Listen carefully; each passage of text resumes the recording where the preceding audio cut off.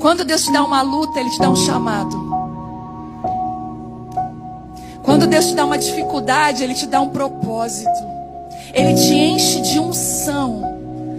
E eu vou repetir o que eu sempre falo: o lugar que você foi mais ferida vai ser o lugar que Deus mais vai te usar para curar.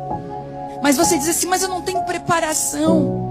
Esse lugar é tão improvável. Deixa eu falar que Deus ama lugares improváveis. As maiores revoluções aconteceram com homens e mulheres que não tinham nada para oferecer,